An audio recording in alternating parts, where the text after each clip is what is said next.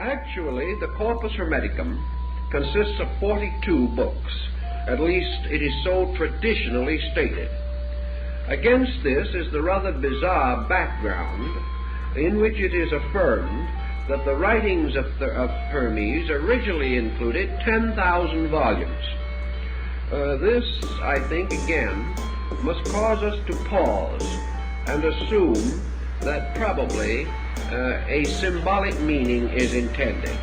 Here we have something to suggest Hermes as universal mind, the writer of all books. Even on this point, however, we must have a cautious attitude, because we know in listing the books of Plotinus, who came in a little later in North Africa, that the term book was not used then just as we use it today. It was used with a bit of the Soroyan quality, which was not so well known to antiquity, because some of the books of Plotinus do not contain over 1,000 words. They're comparatively short tracts, but they are still called books. Thus, we are not sure how much actual writing might be involved in the so-called mythological library of the size mentioned. The next point is that the number 42, to refer to the so-called authentic works, is a highly significant number. It is the number of the Egyptian assessors of the dead, the jury that try the soul in the field of Amentet. It is also the number of the provinces of Egypt. There were 42 nomes, or provinces, and that is why there were 42 assessors, one of the jurors being selected from each of the provinces or nomes and their celestial correspondences in the universe.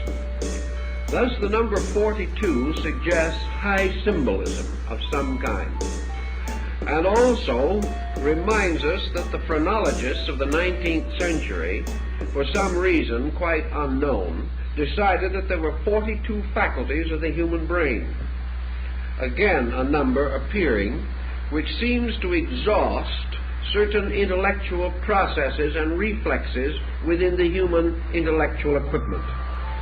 So we have to be a little cautious on this point, sensing the possibility that we are dealing with an allegory or a figurative concept of some kind, possibly even Kabbalistic.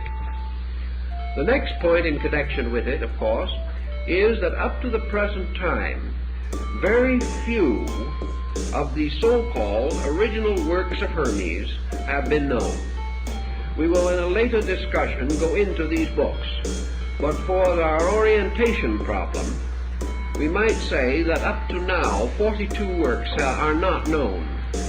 The principal work that is known today is the Pyamandres, or the Shepherd of Men. Outside of that, there are other short fragments, but the Corpus Hermeticum contains nothing resembling 42 books.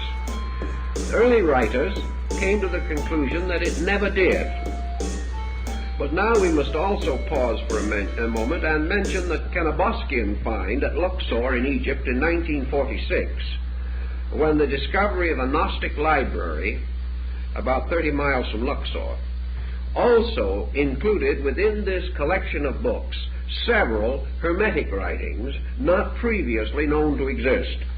This opens the door for the speculation that it is possible that 42 works did exist at one time, that there was a reason for this selection, that it was not entirely arbitrary, or if it was arbitrary, it was a division set up within a group of writing in order to indicate some important sequence or symbolism involved in the work itself.